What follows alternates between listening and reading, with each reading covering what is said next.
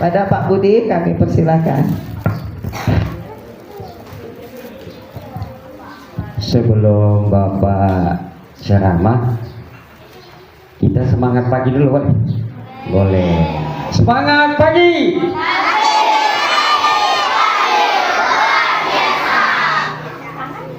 Semangat pagi, pagi, luar biasa. Allahu Akbar. Ya, semangat. Semangat pagi, luar biasa. Allahu Akbar. Bismillahirrahmanirrahim. Assalamualaikum warahmatullahi wabarakatuh.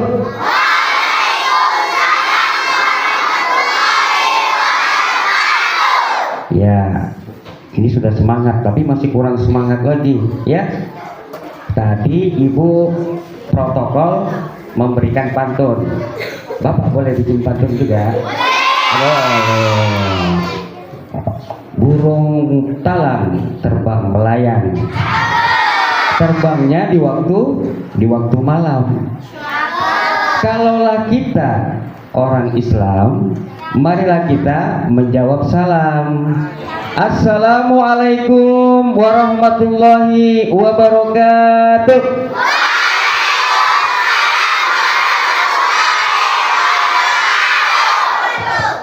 Innal hamdalillah nahmaduhu wa nasta'inuhu wa nastaghfiruh wa na'udzu billahi min syururi anfusina wa min sayyiati a'malina.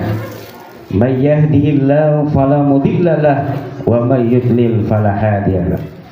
Asyhadu an la ilaha illallah wahdahu la syarika wa asyhadu anna Muhammadan abduhu wa rasuluh. Allahumma salli ala sayyidina Muhammadin al-Fatih lima u'liqa wal khatimi lima sabaqa nasiril haqqi bil haqq al-hadi ila siratikal mustaqim wa ala alihi haqqa qadrihi wa miqdarihil azim. Amma ba'd. Pertama-tama marilah kita memanjatkan puji dan syukur kepada Allah Subhanahu wa taala, karena pada hari Jumat yang mulia ini, pada hari 10 Muharram, juga diperingati dengan hari, kata lainnya hari Asyura. Ya, hari Asyura itu dalam bahasa Arab artinya hari ke-10. Di bulan apa, Nak? Di bulan Muharram. Tadi Ibu katakan nanti siapa yang menyimak ada pertanyaan dan akan diberikan hadiah. Simak betul-betul ya, Nak ya. Sebelum ke sana, marilah juga kita selalu memberikan sholawat kepada junjungan Nabi besar kita Rasulullah Muhammad sallallahu alaihi wasallam. Dengan sama-sama kita bersolawat. Allahumma sholli ala sayyidina Muhammad wa ala ali sayyidina Muhammad. Bapak doakan semoga Bapak Ibu guru serta anak-anakku sekalian dalam keadaan sehat walafiat. Amin ya robbal alamin. Bapak mau nanya, kepalanya sehat? Tangannya sehat? Kakinya sehat? Dadanya sehat? Hatinya sehat? Kantongnya sehat? Ini ibu-ibu mulai tersenyum nih. Kalau bulan tua gini kantongnya tidak sehat katanya. Tinggal berapa hari nanti jadi sehat ya. Oke, anak-anakku sekalian. Oke, tadi Ibu mengatakan akan memberikan waktu pada Bapak untuk memberikan perkenalan. Mau kenalan nggak? Ada pepatah mengatakan tak kenal maka tak sayang. Ya, nama Bapak tadi sudah disebutkan, panggil saja Pak Abrar. Kebetulan ya, alhamdulillah Bapak ini sahabat kawan baik dengan Ibu kepala sekolah. Ya, Bapak Ibu Rubiah Agustina SPDI sama-sama di Pramuka. Makanya ini Bapak ada bawa lambang Pramuka. Nengok kan? Pramuka. Jadi di mana-mana pun kalau tunas kelapa itu dapat tumbuh di mana-mana. Betul nggak? Kelapa bisa tumbuh nggak di laut? Di pantai? Bisa. Di tempat yang panas? Bisa. Makanya Tunas kelapa artinya itu apa? Pramuka apa artinya? Praja muda, karena rakyat muda yang suka berkarya dan dapat tumbuh di mana-mana. Oke anak-anakku sekalian, hari ini kita memperingati 1 Muharram atau Muharram, bulan Muharram. Kita tidak usah terlalu membahas apa sih itu Muharram, tapi kita mau bercerita. Mau gak? Mau. Di dalam bulan Muharram ini, khususnya di 10 Muharram ini, di bulan Asyura ini, banyak kejadian peristiwa yang dialami oleh Nabi dan Rasul. Kalian tahu tak nabi-nabi yang ada yang kalian ketahui? Nabi apa saja nih yang kalian ketahui? Nabi Adam, Nabi Nuh, Nabi Musa. Yang kita kenal di dalam Al-Quran itu sebanyak 25 nabi dan Rasul. Makanya di bulan Muharram ini, khususnya di hari Asyura ini 10 Muharram, banyak kejadian atau peristiwa yang dialami oleh Nabi dan Rasul, dan hampir semua dialami oleh peristiwa ini oleh Nabi dan Rasul. Makanya 10 Muharram ini itu sangat istimewa. Salah satu amalan yang paling baik kata Rasul di 10 Muharram ini adalah berpuasa di hari 10 Muharram. Makanya dikatakan puasa Asyura. Kemudian ada puasa yang sebelumnya tanggal 9. Puasa apa namanya? Tasawuf. Kenapa? Itu membedakan karena hari ini anak-anakku sekalian, ya, hari ini agama Yahudi juga berpuasa. Agama apa? Yahudi. Makanya kata Rasul, supaya membedakan kita dengan agama Yahudi, maka didahului dengan puasa pada 9 Muharram. Kemudian kita masuk ke 10 Muharram ini puasa Asyura. Apa yang terkandung di dalamnya anak-anak? Kenapa kita harus berpuasa? Kata Rasulullah SAW, barang siapa yang berpuasa di bulan Muharram, khususnya di hari Asyura 10 bulan Muharram, maka akan dihapuskan dan diampunkan atas segala kesalahannya 1 tahun yang lalu. Ini belum masuk cerita. Sekarang kita masuk cerita anak-anakku sekalian. Di hari Asyura ini 10 Muharram ini sangat viral. Kalau anak-anak sekarang kan viral ya Bu ya, viral. Kenapa viral? Karena ada kejadian-kejadian yang dialami oleh Nabiullah. Maka bulan Muharram ini juga disebut bulan Nabi. Pertama, pada 10 Muharram diterimanya taubat Nabi Adam alaihissalam. Siapa yang tahu Nabi Adam itu siapa? Coba angkat tangan. Nenek moyang? Siapa lagi? Kakek? Ya, semuanya betul. Nabi Adam adalah nabi atau manusia yang pertama diciptakan oleh Allah. Nabi Adam waktu diciptakan itu berada di surga.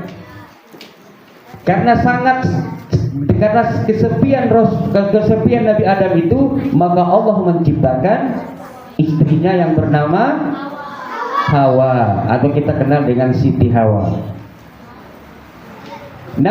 Siti Hawa diciptakan dari mana? Tulang rusuk Nabi Adam alaihissalam. Maka yang tinggal di surga pada saat itu Nabi Adam dan istrinya Siti Hawa.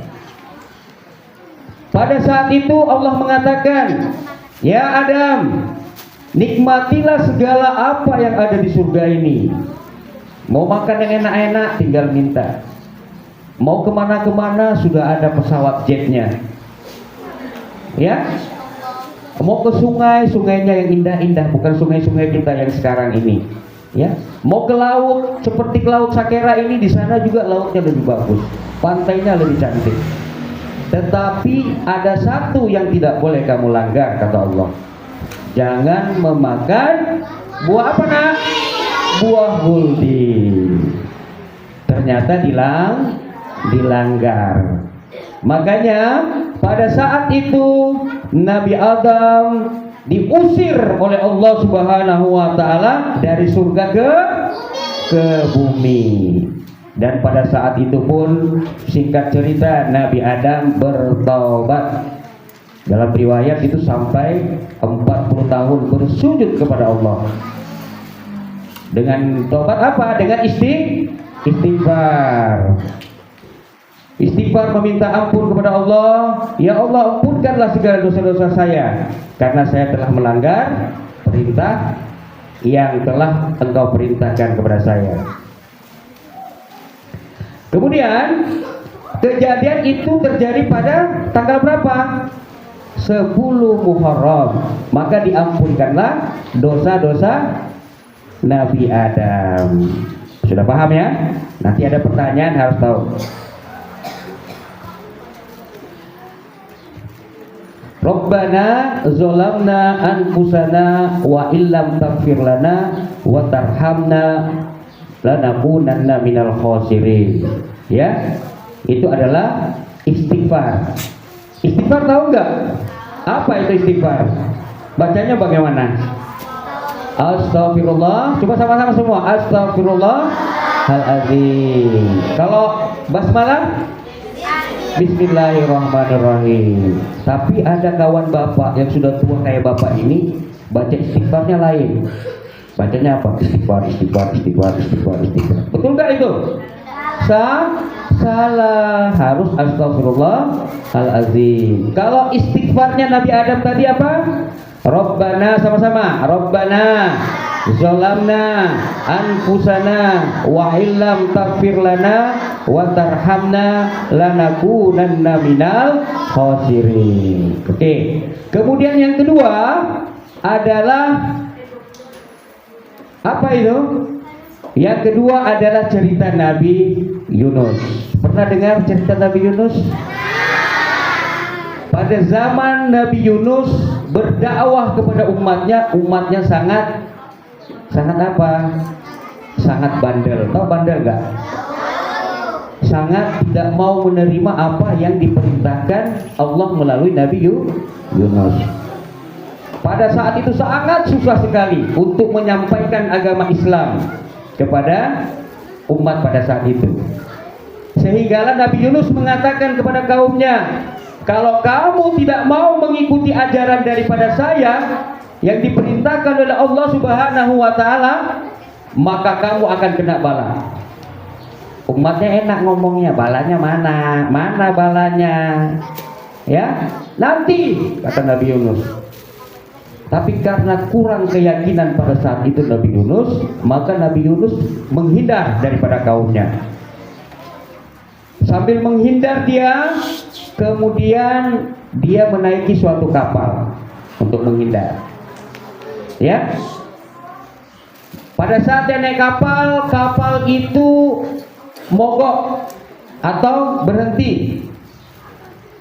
Nah, jadi pada orang-orang di kapal itu, kapten kapalnya yang punya kapal dan banyak orang itu, siapa ini yang bikin masalah ini sehingga kapal ini bisa mogok dan berhenti. Kalau orang-orang dulu itu percaya tahayul, karena agama Islam belum banyak. Sehinggalah diundi. Tahu undi enggak? Siapa nanti yang namanya keluar, dialah nanti yang kita buang ke dalam lautan.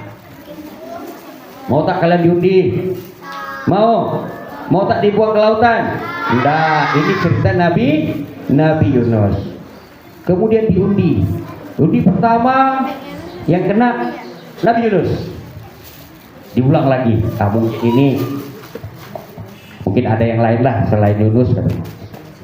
Diundi lagi. Yang kedua. Kenanya Nabi Yunus lagi. Cobalah yang ketiga, mungkin ada orang lain. Yang ketiga ternyata kena siapa lagi? Nabi Yunus. Makanya Nabi Yunus dibuang ke lautan. Begitu dibuang di laut, kalau kita sudah mati ya, mati gak? Kalau nggak tahu berenang, mati. Kemudian setelah dibuang Nabi Yunus ditelan oleh ikan nun. Atas apa? Atas perintah Allah Subhanahu wa taala. Maka pada saat itu Nabi Yunus mendapat 3 kegelapan. Siapa yang tahu 3 kegelapan itu apa saja? Gelapnya malam, gelapnya lautan, dan gelapnya di dalam perut ikan. Ya, yang dikenal dengan tiga kegelapan. Ya, yaitu di dalam 3 kegelapan itu kemudian Nabi Yunus juga beristighfar. Siapa yang tahu istighfarnya Nabi Yunus? La ilaha illa anta subhanaka inni kuntu minaz zalimin. Jadi kalau ini kita bisa gunakan dalam hal-hal yang baik. Seumpamanya ya, kita mau belajar nih ulangan umum, ulangan kenaikan kelas. Kamu sebenarnya udah belajar tapi lupa. Caranya bagaimana? Dibaca. La ilaha illa anta subhanaka inni kuntu minadz dzalimin. Insyaallah Allah akan membukakan pikiran kita. Sama dengan yang Bapak baca salawat tadi, ya. Salawat Fatih, salawat pembuka. Pembuka apa saja? Pembuka rezeki, ya. Pembuka kepandaian supaya pandai dan lain sebagainya. Coba kita sama-sama baca ya. 1, la ilaha illa anta. 1, 2, 3. La ilaha illa anta subhanaka inni kuntu minadz zalimin. Bahwa tiada Tuhan selain kamu ya Allah, dan berikanlah saya ampunan terhadap hamba-hambamu yang zalim ini. Paham ya? Nah, kemudian yang ketiga. Nah, tadi yang kedua Nabi Yunus, yang ketiga Nabi Nuh. Nabi Nuh ini tahu nak? Nabi Nuh ini diberikan umur yang panjang oleh Allah Subhanahu wa taala, hampir sama dengan Nabi Adam, yaitu umurnya 950 tahun. Sama ya. Kita umur paling banter berapa? Paling 110. Ada tak di zaman sekarang yang hidupnya ada yang meninggal umur 200 tahun, 150 tahun? Tetapi dulu nabi-nabi kita, orang-orang dulu itu bisa sampai 900-an tahun. Salah satunya Nabi Nuh. Nabi Nuh ini ya berdakwah untuk mengajarkan ajaran agama Islam, juga ditantang sama dengan Nabi Yunus oleh kaumnya. Kalau Nabi Nuh itu berdakwah, ya, itu telinganya ditutup. Bagaimana mau dengar? Selama umurnya 950 tahun, Nabi Nuh itu berdakwah selama 900 tahun. Dan hanya mendapati pengikutnya 80 orang. Tengok, ya. Kalau buka pesantren, buka sekolah kita ini, ya, 6 kelas, taruhlah 600 tahun. Jadi setiap 10 tahun itu hanya dapat murid 1. Rugi tak pemerintah buka sekolahnya? Rugi. Berdakwah 900 tahun hanya dapat murid 80. Berarti setiap 10 tahun hanya dapat murid 1. Masya Allah. Kok seperti itu ya? Astagfirullahaladzim. Nah, kalau sekarang insya Allah asal ada sarana prasarana, ya, ada keuangan yang baik, insya Allah akan bisa dibangun sekolah yang cantik, murid-muridnya pun banyak di tengah kampung yang cantik seperti ini, ya, anak-anak yang ganteng, ya, anak-anak yang cantik-cantik. Alhamdulillah. Kalau dulu susah, makanya pada saat itu Dia berdoa kepada Allah, ya Allah, berikanlah kemurkaan, berikanlah azab kepada kaumku ini. Kata Allah, apa yang kamu mau? Terserah Allah. Allah mau bikin apa kaum saya ini? Susah betul diatur. Kata Allah, bikin kapal. Bikin kan? Kapal. Bagaimana Rasulullah cara buat kapal? Karena dulu belum ada insinyur, belum ada sekolah. Kapal pun baru tahu kapal itu apa. Kata Allah, dari kayu. Kayunya dari mana? Ya dari pohon. Pohonnya belum tumbuh, kita tanam. Itu mengajari kita bahwa kehidupan kita ini penuh dengan proses. Anak-anak kalau mau jadi anak yang baik, jadi pejabat, bisa bekerja seperti bapak ibu guru ini, perlu proses.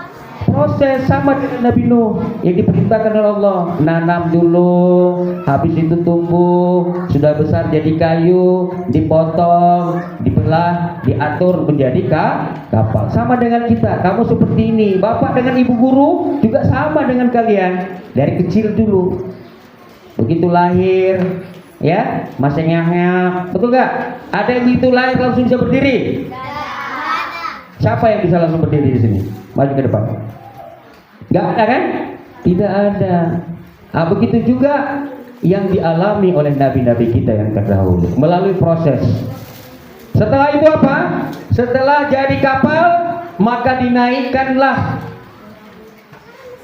ya, dinaikkanlah kaumnya yang mau mengikutinya. Itu bahkan lagi Nabi Nuh memberitahukan kembali, hai kaumku, hai keluargaku, naiklah ke atas kapal ini karena nanti akan ada tsunami. Ya, lebih dahsyat lagi daripada tsunami.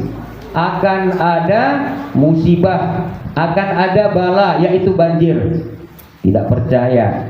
Ada sebagian yang percaya, ada yang sebagian tidak. Kebanyakan yang naik ke atas kapal itu berpasang-pasangan. Ya, burung-burung, ya, hewan-hewan darat, dan kita ini, ya, itu berpasangan naik ke atas. Sedangkan Nabi Nuh itu keluarganya sendiri ada yang tidak naik. Ada yang tahu siapa? Salah satu adalah anaknya yang bernama Kan'an. Di dalam Al-Quran dikatakan, ya bunayyar kab ma'ana. Ya, kalau Nabi Nuh teriak itu di dalam Al-Quran seperti ini, ya bunayyar kab ma'ana, yang artinya apa? Hai anak-anakku, hai anakku. Siapa nama anaknya tadi? Kan'an. Kesinilah, karena sebentar lagi kapal akan mau berangkat, dan sebentar lagi akan ada banjir, ada tsunami yang sangat besar. Tapi anaknya Kan'an tidak percaya. Saya tidak percaya ayahanda, saya tidak percaya Pi. Oh papi, saya tidak percaya ada banjir. Kalaupun ada banjir, saya akan naik di atas gunung. Tetapi pada saat itu banjir juga melanda. Naik ke atas gunung, gunungnya pun disapu bersih oleh banjir. Maka anaknya yang bernama Kan'an pun meninggal. Sebelum terjadi banjir, Nabi Nuh bertanya kepada keliling ronda di atas kapal itu, kawan-kawan sudah naik semua? Sudah. Tunggimin Pak Ijo udah naik belum? Tunggimin sama Pak Ijo sudah. Keliling. Jadi seorang pemimpin itu tidak hanya harus menerima laporan di meja saja.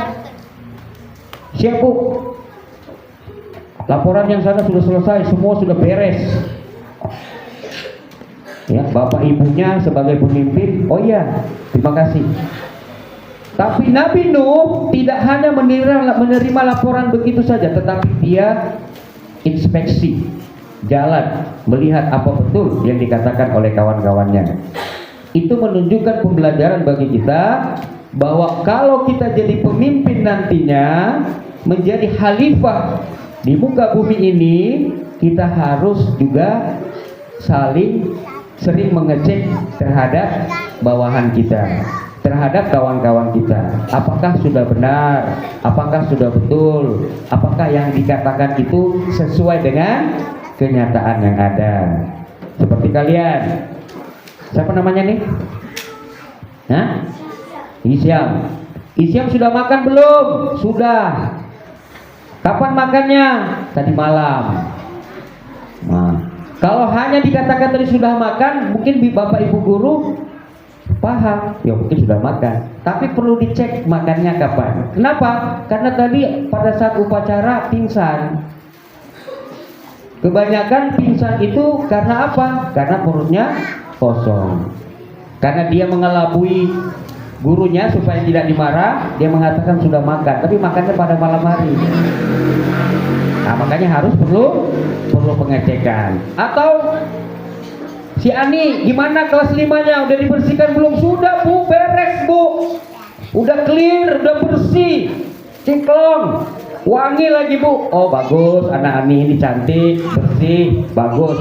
Tapi gurunya nggak ke sana. Jadi kita selaku guru, selaku pemimpin, kita cek apa betul. Ternyata kotor. Berarti si Ani ini berbohong. Bukan Ani sini, anak Ani di Perancis sana. Tetapi sama aja ya. Jadi kita tidak boleh berbohong. Tapi kita harus jujur. Kamu pun, kalian pun nanti jadi pemimpin. Bukan mesti jadi pemimpin itu harus jadi presiden, jadi polisi, jadi tentara, tidak. Memimpin dirimu sendiri. Bisa tak kamu makan sendiri? Ada yang masih disuapin? Ada yang masih dicebokin? Ada? Kamu masih dicebokin? Oh tidak. Oh tidak. Ada yang masih pakai baju dibantu orang tuanya? Tidak ada. Pelajaran yang dibuat oleh Nabi dan Rasul kita itu menunjukkan bahwa kita harus mengikuti apa yang telah diberikan oleh Nabi dan Rasul kita. Perlu dengan kesabaran. Tadi Nabi Adam sudah, Nabi Yunus sudah, Nabi Nuh sudah. Kemudian yang keempat ada Nabi Ibrahim. Pada saat zaman Nabi Ibrahim itu merupakan penyembahan kepada berhala. Ada yang tahu berhala? Nah, yang kelas tinggi nih, berhala pasti tahu. Apa itu berhala? Patung yang dianggap sebagai Tuhan. Pada saat itu Nabi Ibrahim diberikan ketauhidan oleh Allah Subhanahu wa taala untuk menyebarkan agama Islam, maka patung-patung itu dihancurkan dengan menggunakan apa? Kampak. Setelah menggunakan kampak, yang kecil-kecil berhalanya sudah mati, Tuhan-Tuhannya Ibrahim sudah mati, ya. Kaumnya pada saat itu ada satu berhala yang tidak dihancurkan. Berhalanya besar, mengangkat tangannya seperti ini. Kemudian kampaknya itu digantungkan di tangannya, di tangan berhala tadi. Begitu setelah digantung, Raja siapa pada saat itu? Raja Namrud bersama bala tentaranya datang. Ini kok Tuhan-Tuhan kita dimatiin? Siapa yang matikan? Dicari. Cari. Ada yang melihat. Katanya yang telah menghancurkan Tuhan-Tuhan kita itu adalah Ibrahim. Kemudian Ibrahim dipanggil, disidang oleh Namrud. Apakah kamu yang menghancurkan Tuhan-Tuhan kami? Bukan saya. Kok bisa hancur? Katanya kamu yang menghancurkan. Coba lihat. Yang menghancurkan pakai apa? Pakai kampak. Kampaknya di mana? Coba kamu lihat, ada di situ Tuhan kamu yang paling besar. Ada kampak di situ. Marah Raja Namrudnya. Kamu ini menghina saya ya? Kamu tahu nggak? Tidak mungkin ya Tuhan saya itu menghancurkan Tuhan-Tuhan yang kecil. Kata Nabi Ibrahim, patung saja tidak bergerak, ya, tidak punya kemampuan apa-apa, tapi kamu sembah. Jadi patung itu tidak berbuat apa-apa, tidak mempunyai kemampuan apa-apa, tapi disembah. Maka kata Namrud, kata Nabi Ibrahim, lebih bagus mana? Ya, lebih baik mana kita dengan Tuhanmu? Kalau kita manusia masih bisa melakukan hal-hal yang kebaikan, tetapi Tuhanmu apakah bisa bergerak? Ngerti tak maksudnya? Jadi patung itu tidak punya kemampuan, jadi tidak boleh disembah. Yang kita sembah kata Nabi Ibrahim adalah Allah Subhanahu wa Ta'ala. Dan murkalah Raja Namrud pada ayat saat itu. Dia panggil bala tentaranya, masukkan ke dalam api. Bapak mau nanya, terbakar tak Nabi Ibrahim? Tidak, kata Allah, ya narukuni bardan wa salaman ala Ibrahim. Ya api, dinginlah engkau, ya, dan selamatkanlah Nabi Ibrahim. Sekarang Bapak mau nanya, kalau kita ini sekarang masuk ke dalam api, tidak terbakar gak? Jadi hangus, ya, jadi hangus. Jadi jangan coba, kecuali kita betul-betul mempunyai kemampuan berdoa, yang mempunyai ilmu yang tinggi, ya. Insya Allah segala sesuatu itu apabila Allah kehendaki bisa akan terjadi. Mengerti maksudnya ya? Ya, kita minta kepada Allah, ya Allah lindungilah saya dari segala mara bahaya. Insya Allah Allah akan melindungi kita dari segala mara bahaya. Itu yang Nabi yang keempat. Kemudian itu terjadi pada hari seperti ini di 10 Muharram. Seperti ini yang kita rayakan sekali 10 Muharram. Dan yang kelima adalah Nabi Musa alaihi salam. Kalian mau dengar cerita Nabi Musa? Nabi Musa pada saat di zaman itu rajanya yang zolim bernama siapa?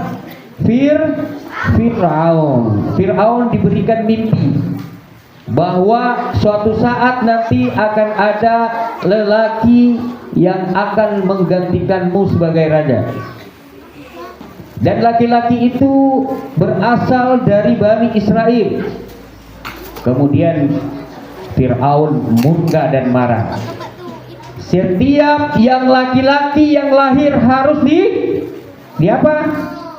Dibunuh. Makanya pada saat itu, di zaman Fir'aun itu, ibu-ibu kita yang hamil-hamil itu dijaga. Pedangnya diangkat seperti ini oleh tentaranya Fir'aun. Apabila keluar bayi laki-laki, langsung ditebas, langsung dibunuh. Kenapa? Karena dia takut dengan mimpinya. Kalau apabila ada laki-laki yang lahir dan selamat, maka dia akan mengalahkan saya dan akan menjadi raja, menggantikan daripada saya. Tetapi atas kemuliaan Allah Subhanahu wa Ta'ala, Nabi Musa itu selamat dan dihanyutkan ke dalam sungai. Sungai apa yang terkenal di Mesir? Sungai Nil. Sungai apa? Sungai Nil. Kemudian pada saat itu Ratu Aisyah, istri daripada Fir'aun, ini lagi mandi-mandian di situ. Terdapatlah ada suatu benda yang hanyut, dilihatlah. Ngeok. Siapa itu? Kucing? Bukan. Nabi Musa bayi. Makalah dirawatlah dia. Singkat cerita, pada saat itu Nabi Musa sudah dewasa, ya. Kemudian dia mengatakan kepada bapak angkatnya, masuklah ke dalam agama Islam. Tetapi Fir'aun pada saat itu tidak mau. Dan pada saat itu Nabi Musa ingin dibunuh. Maka berlarilah Nabi Musa dikejar oleh tentara Fir'aun. Kemudian pada saat berada di Laut Merah, ya, Nabi Musa menghentakkan tongkatnya ke laut. merah itu maka berubah menjadi jalan. Kemudian Nabi Musa dengan kaumnya berhasil melewati lautan tersebut. Sentakkan lagi tongkatnya pada saat tentara Fir'aun yang berada di situ di tengah-tengah lautan tenggelam kembali, karena jalan itu yang sudah diberikan oleh Allah dengan mujizat yang diberikan Nabi Musa. Tongkatnya dihentakkan menjadi jalan, begitu dihentakkan kembali menjadi lautan, dan tenggelamlah bala tentara dan Fir'aun itu sendiri. Pada saat Fir'aun mau meninggal dunia, sempat dia mengatakan, kalau seperti ini Tuhannya Musa, saya akan percaya. Makanya anak-anakku sekalian, kalau kita sudah mau meninggal dunia, ya, itu tidak ada gunanya setelah nyawa ditarik oleh Allah itu, lalu kita minta kepada Allah pada saat meninggal dunia itu, karena memang ada ayat itu dikatakan bahwa pada saat sudah meninggal dunia, dia meminta kepada Allah, ya Allah bangkitkanlah saya kembali, walaupun hanya 1 hari. Saya akan berbuat baik, saya akan bersedekah, saya akan beramal. Allah akan mengatakan lah, tidak ada, tidak bisa, karena nyawa sudah dicabut. Begitu juga Fir'aun. Pada saat dia mau mati, dia mengatakan, kalau seperti ini saya akan berbakti kepada Tuhannya Musa. Tetapi sudah terlambat. Begitu tentara dan Fir'aun itu tenggelam, Fir'aunnya hanyut berada di tepian pantai. Makanya kita pernah dengar mumi Fir'aun, pernah lihat mukanya? Hidungnya mancung, badannya tinggi tegap, ya, mukanya seram. Itulah Fir'aun. Kenapa Fir'aun yang sudah ribuan tahun yang lalu itu kita bisa masih melihat? Ayo, siapa yang tahu? Kenapa? Karena itu memberikan pelajaran bagi kita bahwa pemimpin yang zalim, pemimpin yang tidak adil, ya, itulah seperti Fir'aun tadi, bahwa dia telah membenci dan ingin membunuh Nabi Musa dan kaumnya yang mengikutinya, maka diberikan azab oleh Allah Subhanahu wa taala, yaitu ditenggelamkannya ke Laut Merah bersama bala tentaranya. Maka pada saat itu Nabi Musa selamat daripada kejaran Fir'aun. Terjadi pada kapan itu? Ayo, 10 Muharram yang sekarang ini. Makanya kita disunnahkan oleh Rasulullah berpuasa di hari Asyura 10 Muharram di bulan Muharram. Kemudian tanggal 1 Muharram itu ditetapkan sebagai tahun baru apa, Nak? Tahun baru Islam. Kenapa? Ada yang tahu? Karena pada saat itu hijrahnya Rasulullah Muhammad SAW dari Mekah ke Madinah. Kenapa dia hijrah? Kenapa pindah? Karena pada saat di Mekah itu, ya, kaum kafir Quraisy, ya, sangat biadab, sangat membenci kepada Rasulullah Muhammad SAW dan pengikutnya. Terjadi pada tahun 622 Hijriah. Ya, siapa yang memberikan usulan pertama bahwa tahun Hijriah itu adalah 1 Muharram? Siapa yang tahu? Sahabat Nabi yang ketiga siapa? Yang pertama siapa? Abu Bakar As-Siddiq. Yang kedua? Halo? Siapa yang tahu? Abu Bakar, Umar, Utsman, baru Ali. Jadi sahabatnya yang bernama Umar Ibnu Khattab yang memberikan usulan bahwa tahun baru Hijriah, tahun baru Islam itu adalah pada 1 Muharram. Kesimpulannya, ya, kesimpulan anak-anakku sekalian, bahwa di bulan Muharram ini marilah kita betul-betul berbuat suatu kebaikan, karena di bulan Muharram ini kata Allah dan Rasul, siapa yang beribadah bersungguh-sungguh di bulan Muharram ini akan dilipat gandakan pahalanya, dan barang siapa yang berbuat kejahatan dan keburukan juga dilipat gandakan dosa-dosanya. Karena juga di bulan Muharram ini itu diharamkan untuk berperang pada saat di zaman Rasulullah SAW. Tidak boleh melakukan peperangan. Paham ya? Kemudian kesimpulan berikutnya, ya, kalau kita ingin berbuat kebaikan ada dua. Berbuat kebaikan, dua kebaikan ini akan membawa kita ke surga Firdaus. Siapa yang mau masuk surga? Angkat tangan. Ya.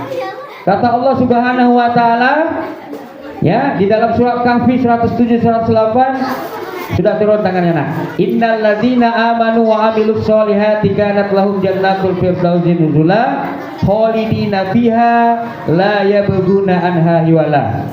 Sesungguhnya, dengarkan, mau masuk surga ini hanya beli 2 tiket. Hanya beli 2 tiket kalau mau masuk surga. Kata Allah apa? Sesungguhnya orang-orang yang beriman, pertama harus wa amilus solihah, melakukan amal-amal kebaikan, kanat lahum jannatul firdausi nuzula, akan dimasukkan ke dalam surga Firdaus. Jadi kita hanya beriman kepada Allah, percaya kepada Allah, berbuat kebaikan, insya Allah akan dimasukkan ke dalam surga Firdaus. Surga Firdaus adalah surga yang paling tinggi tingkatannya di antara 100 tingkatan surga. Khalidina fiha la yabghuna anha hiwala. Mereka akan kekal di dalamnya. Kita akan kekal di dalam. Mau tak? 1 hari di surga, 5 hari di neraka. Mau? Tidak. Makanya kalau kita berbuat baik, beriman, berbuat baik, masuk surga kekal. Kekal berarti selama-lamanya dan tidak akan berpindah. Khalidina fiha la yabghuna anha hiwala, dan tidak akan berpaling dan keluar daripadanya. Kemudian Allah mengatakan di zaman Nabi Musa, innani anallah la ilaha illa ana fa'buduni wa aqimus sholata li zikri. Jadi Allah itu sudah memerintahkan sejak zaman Nabi Musa alaihissalam itu untuk sholat, bukan hanya di zaman Nabi Muhammad. Kata Allah apa? Innani anallah, saya ini adalah Allah. La ilaha illa ana, kata Allah apa? Tidak ada Tuhan selain daripada saya. Fa'budni, maka daripada itu sembahlah saya. Kata siapa itu? Kata Allah. Wa aqimus sholata li zikri. Dengan cara apa? Dengan cara sholat untuk mengingat diriku. Kata Allah. Anak-anak sudah sholat semua? Siapa yang sholatnya bolong-bolong? Tidak apa-apa bolong-bolong, yang penting sholat daripada tidak sama sekali. Itu saja penyampaian dari Bapak, semoga bermanfaat buat kita semuanya ya, anak-anakku sekalian ya. Semoga di bulan Muharram ini menjadikan titik permulaan kebaikan ya. Jadi mulai sekarang kita berbuat baik, percaya kepada Allah Subhanahu wa taala ya, untuk hari-hari selanjutnya. Lebih kuranglah yang dapat kami sampaikan, Bapak sampaikan. Mohon maaf bila ada kesilapan dan kekurangan. Wabillahi taufiq wal hidayah. Wassalamualaikum warahmatullahi wabarakatuh.